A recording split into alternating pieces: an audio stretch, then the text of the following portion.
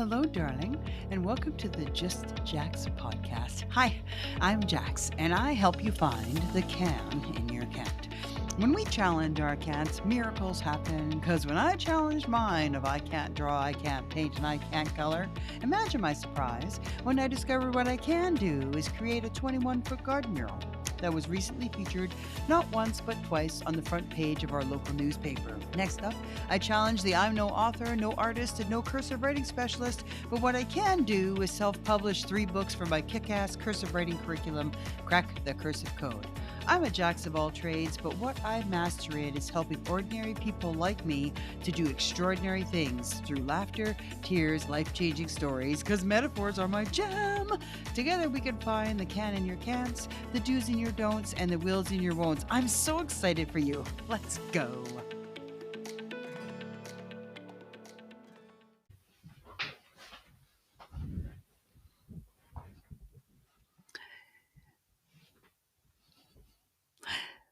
Welcome back to the Just Jax podcast. Hi, my name is Jax, and this is episode 26. And for that, we are going to do a celebration because I am damn proud of myself. This episode marks 26 straight weeks of doing a podcast, which means I have done this for 6 months straight without a break. And I can now tell myself that I am the type of person that can do something for 26 weeks or for 6 months. And that is now in my repertoire of affirmations that I can use whenever I'm starting something new or feeling low about myself. This episode is piggybacking to my birthday episode, and I recorded my podcast for my birthday 2 days before because it was launching on my birthday, and now we can catch up and talk about my birthday celebration. I was having a mini freak out the other day in regards to my podcast because I thought about what I was going to say and what I was going to talk about. And I realized that the best thing for me to do is just to be myself and to tell you my stories of the week, because that's exactly what people who want to talk to me about, they want to catch up and hear all of my stories. So this way, if you were talking to me every week as a friend, these are the stories that you would hear. So we're going to have some Jax time together now. And my podcasts are going to be a recap of the experiences that I've had in the week. And I will be hard pressed to find which stories to keep and which stories to keep out, because my life is full of day-to-day metaphors and lessons for me. Let's start with my birthday. And I'm going to kick off my birthday celebration with a tarot reading. Now, if you go back to episode 13, my healing modality salad, I talk about in that episode that I had a life-changing tarot reading. And this is when tarot was introduced to my life, when I had really no exposure to it. It was considered evil in the realms of my life and my family unit. So there was no such thing as tarot for Jax. And when I was exploring the idea that God and good was in everything, then I needed to explore different avenues, and tarot was one of those avenues. I had that reading. It changed my life. It sent me on a trajectory of what things were to come. And I have since then received tarot readings from there. One of my favorite places to get tarot readings where I don't have to pay for them, and they're just general ones, are on TikTok. And there are a few readers that I follow.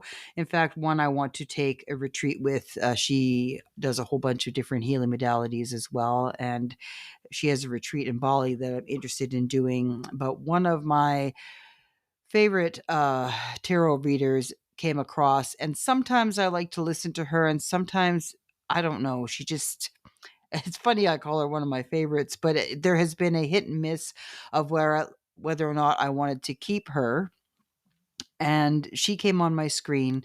And basically, there's been 2 main messages that I've been receiving lately. And one is that I'm leveling up, and that is true. And like my last episode with the reticular activating system, I want to see all the opportunities that are going to level myself up. So the fact that I'm constantly seeing signs that I'm leveling up and things are about to change for the better for me, I like that mantra, and that works for me. I like that idea. And so I would like to see more of it as confirmation for that. The second one I'm receiving a lot of is that I'm going to get a new love interest in my life and I'm going to get swept off my feet. And that is a bit of a problem considering that I've been in a long term marriage at the moment. Now, if that means that my husband is going to do that and sweep me off my feet, then that would be fantastic. Otherwise, that reading is a little complicated. This time I received a reading and it was a very strange one. And what the reading was is that you are going to be having a conversation that's going to trigger you with a person that's very important to you, and that you are to do everything in your power to refrain from having a conversation, an emotional conversation at the time of the conversation, and that you are only to have a conversation later when you both or yourself has regulated from that and had time to think about it. And I thought that's kind of strange. Why would I have that kind of conversation? And I thought, well, and it says, and if this happened on September 15th, this is your 24-hour message. I'm like, yeah, okay, whatever. And I've had different 24-hour messages that have gone by and either nothing has happened or I never noticed or whatever. And so I very rarely put any kind of weight on those 24-hour messages. She just does a reading every day and says that within your 24 hours, this is what it means. And sometimes they resonate, sometimes they don't. Well, this one I thought, well, that's kind of interesting. We'll see what happens. Well, as things go, I did get a very interesting phone call and FaceTime from my younger son.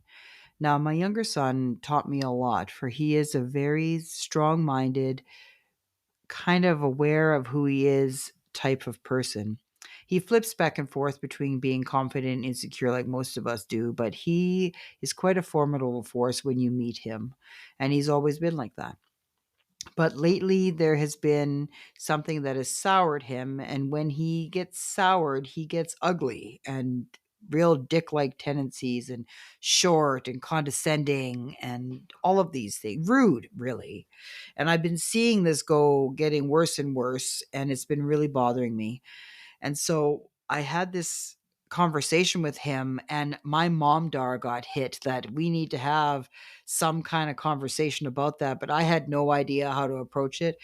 He can be very defensive, and he gets that from me. I can be very defensive as well. And so I was like, how do I approach him on this? And as luck would have it, our conversation ended, and I was never able to bring that up with him because the conversation took a different turn. And I was just like, okay, well, but my heart was heavy. It was all heavy that night. And I was really thankful because he called me and we did a FaceTime together to make we have this family banana bread recipe that is simply the best. If you ever want to use it for yourself, it's in the company's coming cookbook. The only difference is that the bananas, when they tell you they have to have a few dots, my bananas are black before I put them in there. And I know that sounds really disgusting. I've used it where there's actually a bit of mold on the bottom for they've sat too long. Yes, I'm still fine and I'm quite healthy. And nature's form of penicillin, I guess. I'm not sure. Anyway, and so he made sure that the um, bananas were black. I've never frozen my bananas. I find they get too watery when you froze them. When you freeze them, the consistency is different. And so I just wait until they're dead on the counter and you can smell them through the house. And I make the banana bread that way. Also, side note, I keep the salt out. I use salted butter and I find that their just salt is just perfect without adding the extra salt.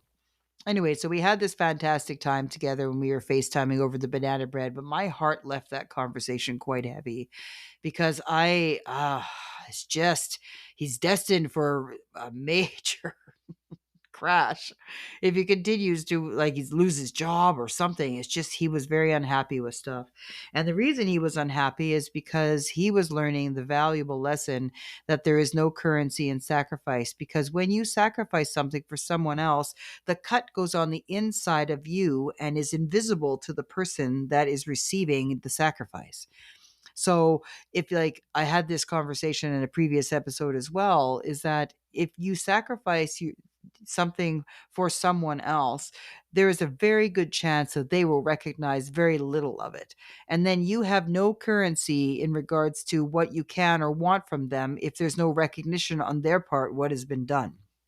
So because of that, He was getting really upset because it seemed that there were people that were getting treated better than he was, despite all the fantastic things that he did for the company. And he was in a angry spot. And you can tell when someone's in an angry spot because when they bring up the subject, they just rant about it and what their value are. And he was saying the same thing over and over again, which meant that he was battling a lie within himself that he was having a difficult time reconciling. And that lie was is that he wasn't worth it and he did nothing because the opposite was true. But if all the cuts, the thousand cuts were on the inside of his heart, who can see his heart? No one can see that. No one can see the times that he missed dinner and how much it hurt him. No one can see the times that he was late for something and was unable to participate in a family event or something like that. And so the only person that knew his heart was hurting and cut and bleeding was him, because he never expressed himself to his boss in a way that they would understand or recognize the value in a way that he wanted to be recognized. And he was in that spot.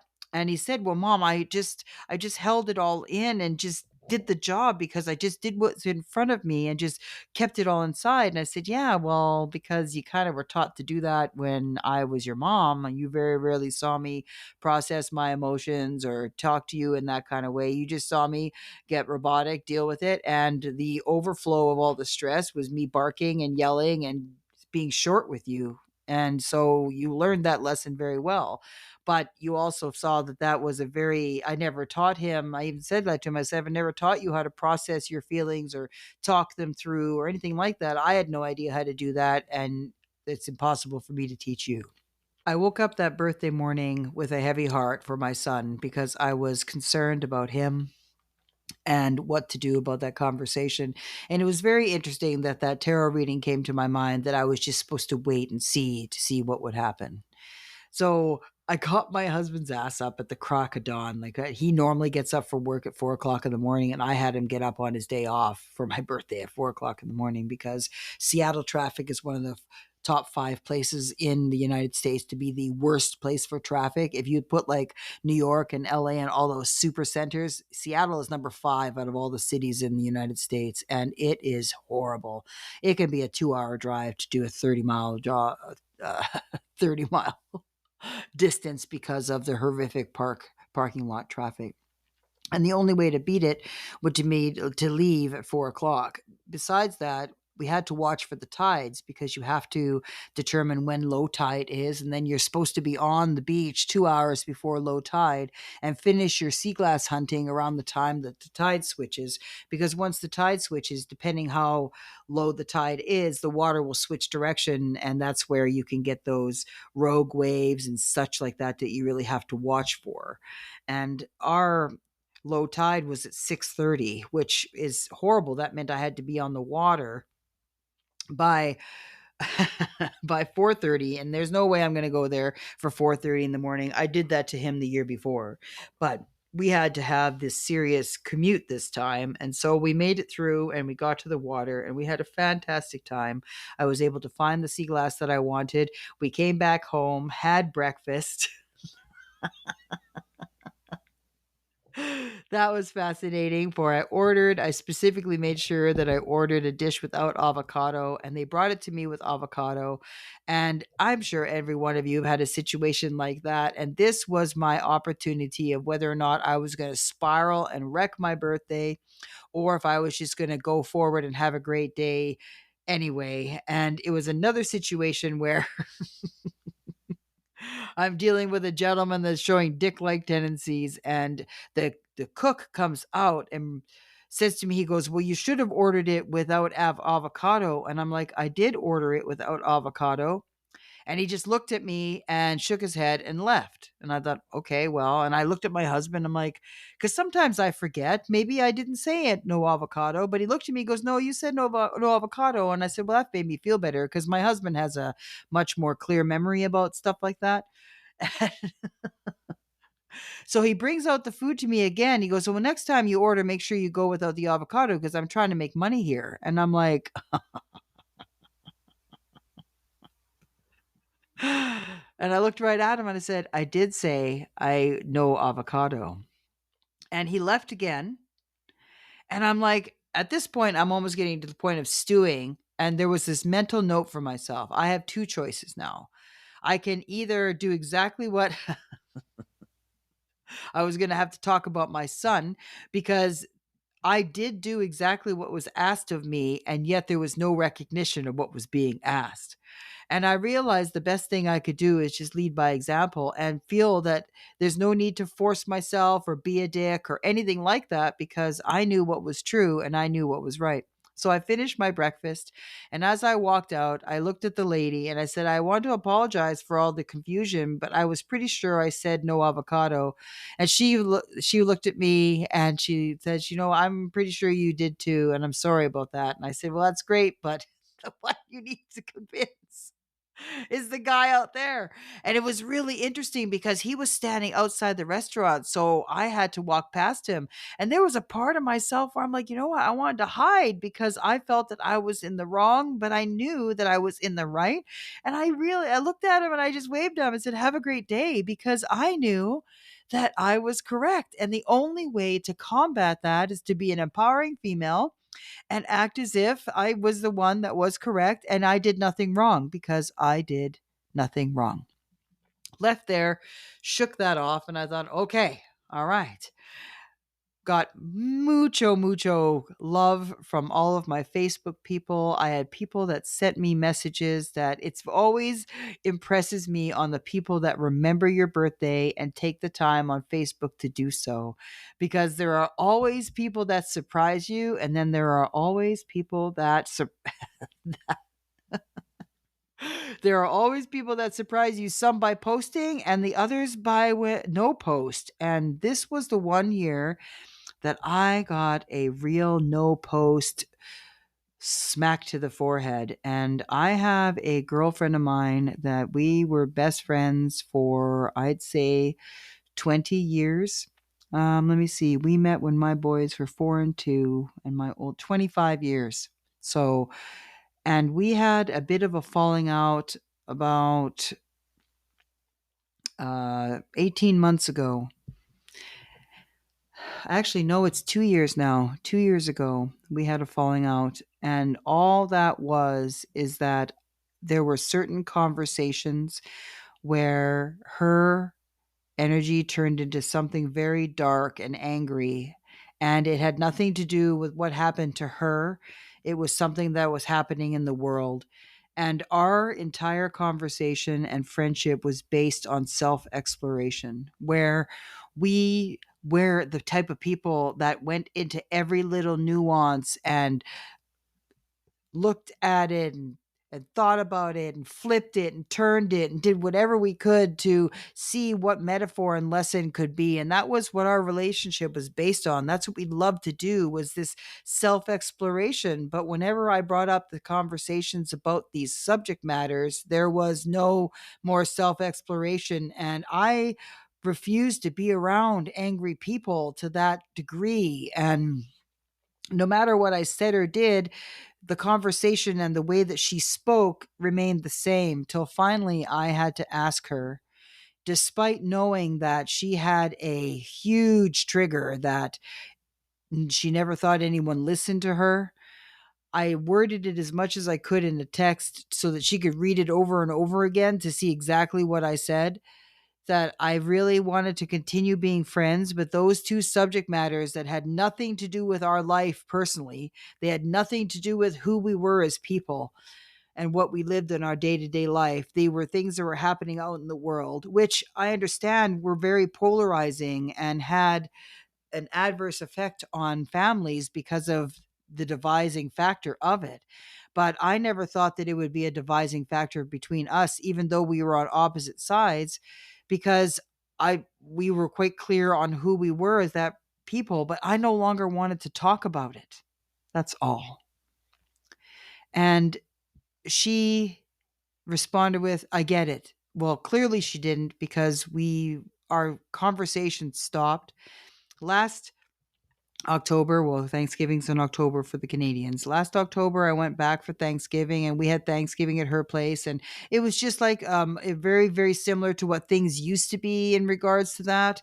And then her birthday is after Thanksgiving, so I wished her a happy birthday, and she sent me a couple things, and I sent her a couple things, and the last time we had communication was in February.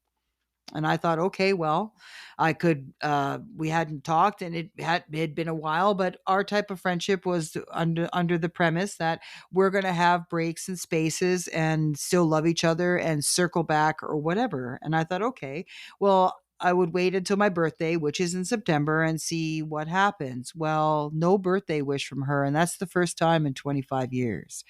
And it's interesting that she forgot and we haven't had any contact, but I did let her know through a group text because Thanksgiving is coming and I'm going back up again that we are going to be coming up for Thanksgiving and we'd love to get together for a family dinner because that's what we do.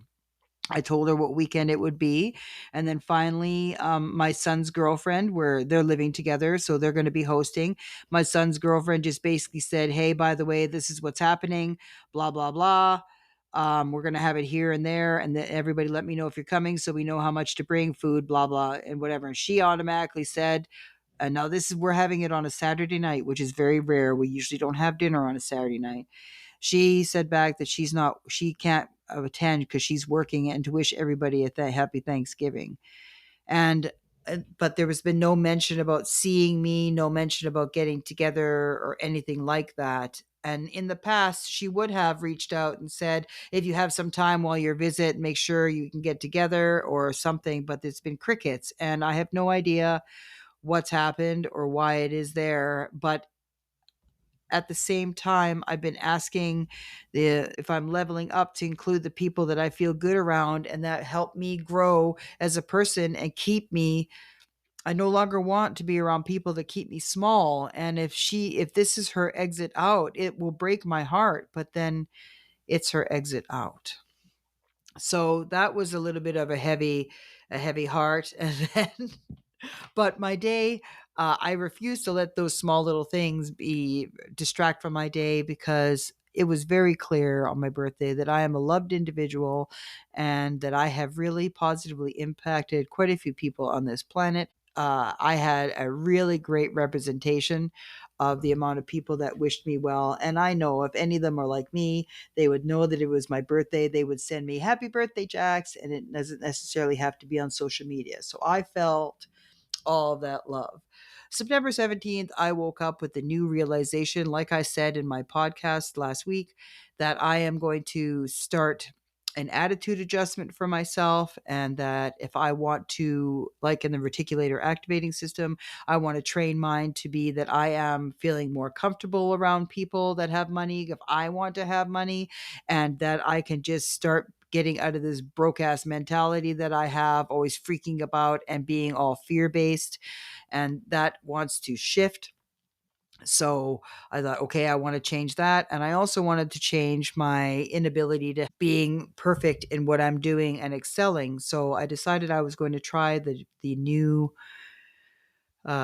day one of doing some brain gym and water and then writing out my pentagram sentence because I figure if I'm recommending it for other people to do to have their brain wake up, I might as well take my own medicine. Had a fantastic day at work. Went to go visit a friend of mine. I just had a great visit. Came home, went to bed, and my husband woke me up freaking out because he was having chest pain. And when he went to the bathroom, he started passing out and he was getting really dizzy.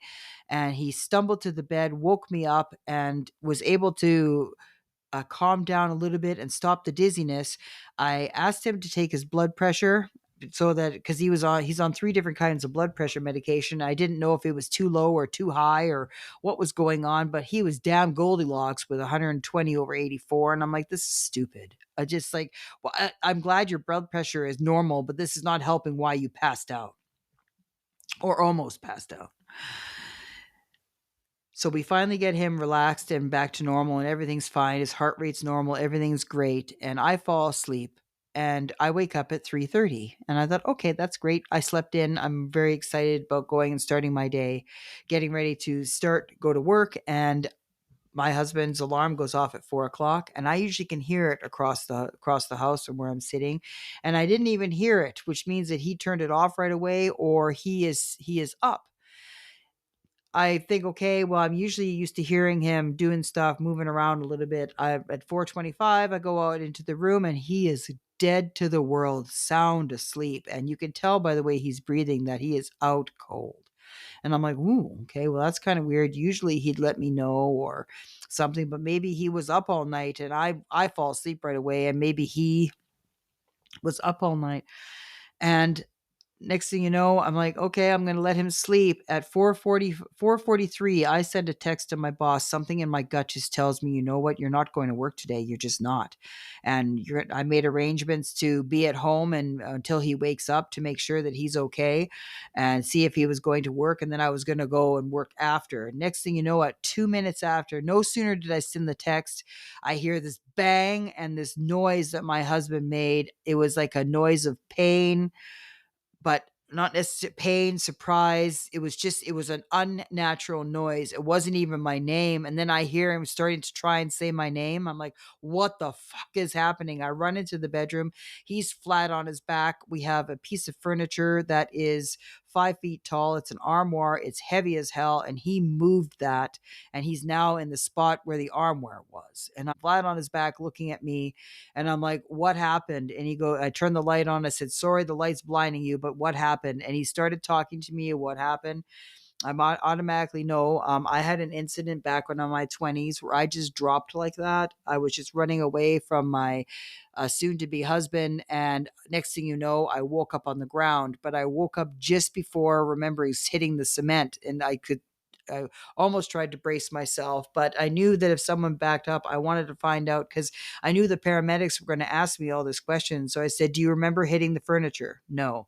Do you remember falling? Like, when do you remember falling? He goes, when I was on the ground. And when he was telling the story, he said that he hit his butt first and then fell back to hit his head.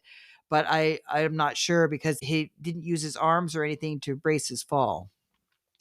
911 arrives. And so when they were there, I was able to recite all the information. They did a blood pressure test on him again, and he was again like 119 over 74, beautiful.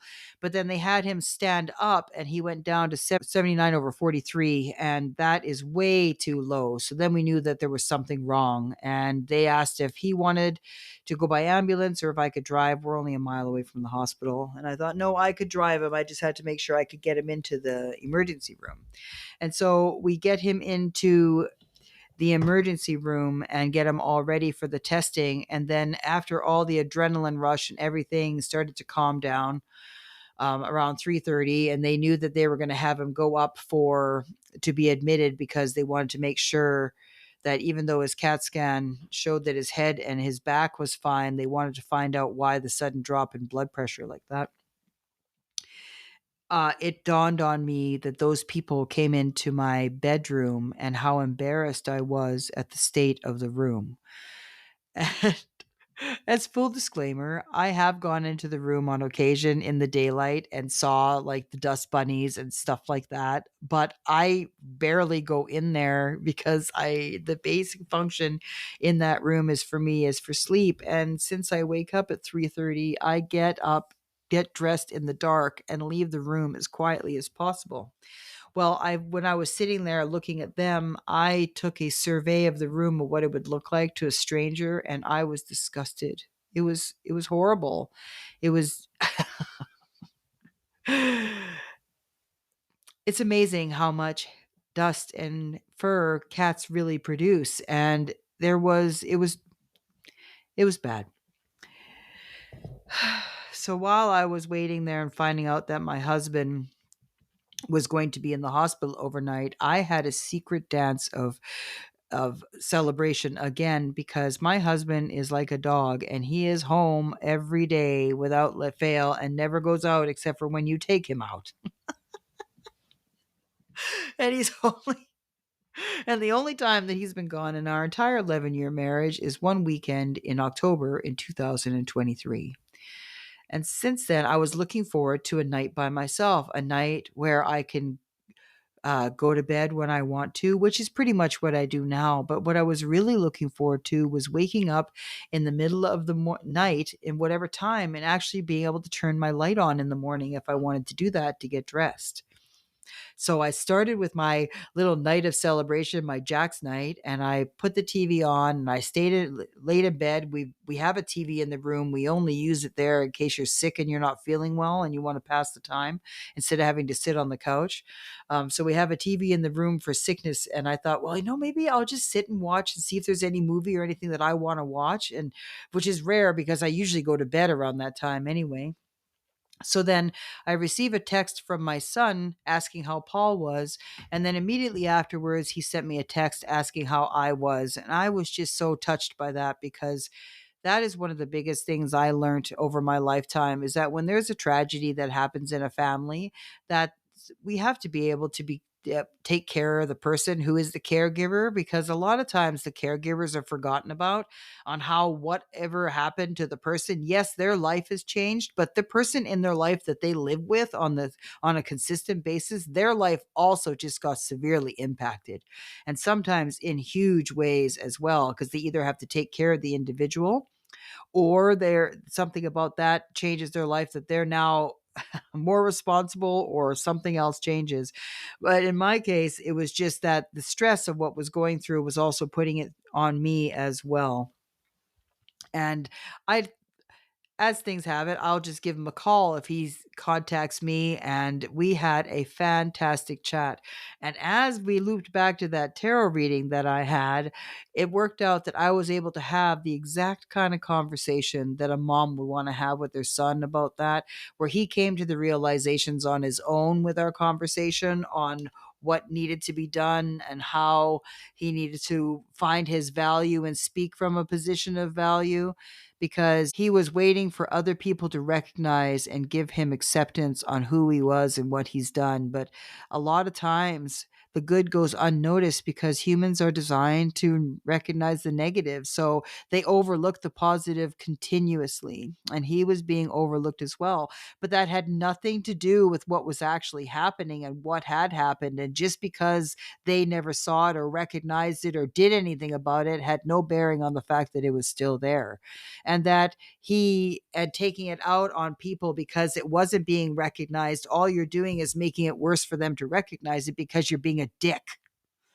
Anyway, he was able to see that there was a time that something had to change, and that it was time for his attitude to change, first of all, because he's making the company look bad, and all it's going to do is get him fired, and he's going to have this bitterness for being unrecognized and unrecognized, unheard and unappreciated, because he's using the wrong method in getting their attention to the sacrifice. And there's no guarantee that with that sacrifice that there's going to be any currency with it as well. But one of the most empowering things about that conversation, what it was also for me too, because I realized that there are certain patterns that I am doing. Like, he was saying that he just held it all in and just got the job done. And I'm like, well, that was modeled after me, and I modeled that after my mom. But that is a great in the moment strategy to deal with something, but you have to be able to circle it back.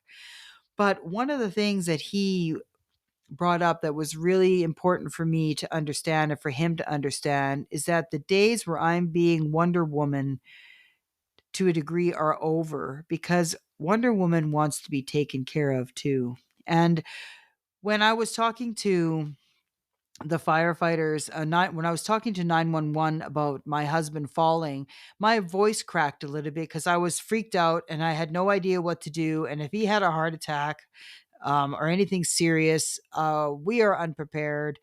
And who was ever really prepared, honestly? And I just was feeling all a wave of emotions of what this could be. I have trained myself to respond in panic situations to be as practical as possible, but my emotions did get away from me. And when my husband heard my voice crack, it really set him off. And like, when I heard your voice crack, I got worried. And I'm like, worried? Worried in what way? Like, were you worried for me, or were you worried that I wouldn't be able to take care of you? And it really, with the conversation with my son, he was like, well, Mom, we've always seen you as the strong person, and you've never been sick or needed help. And I understand that. I told him that, but I'm also tired of being that person. I need to be able to need help. And that's been the real struggle for myself in this next year of my life, is to understand, first of all, that I need help and that I want to be taken care of, that I want to be like my pet. I want to be someone's pet. I want someone to sit there and wonder how I'm doing. And do I want a belly rub? Or, oh, I got this special kind of food for you. Or, is that bed comfortable enough for you? Do I need a constant diet of it? I don't know, but I would like to have some.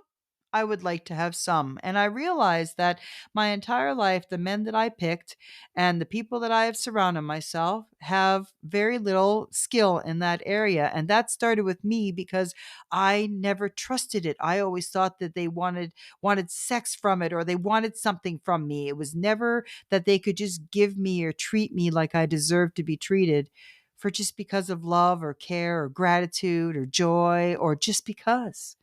And so that's this year for sure is a just because year for Jax. I want money just because, I want love just because, and I want care just because. So this is 2000 and my 59th year of life, and my last year of the 50s is my just because year. I'm going to buy stuff just because it makes me happy, and that's basically it. And maybe that could be your next birthday, or this New Year's resolution, or even today, damn it. It could be just because. I'm going to buy a coffee just because. I'm going to do something for myself just because. I'm going to celebrate that this is my 26th episode just because. Because and wait for what? Wait for when? And I realize that I've been waiting this entire time for someone else to take care of me. And really, it's up to me to tell people how I want to be taken care of. And just because.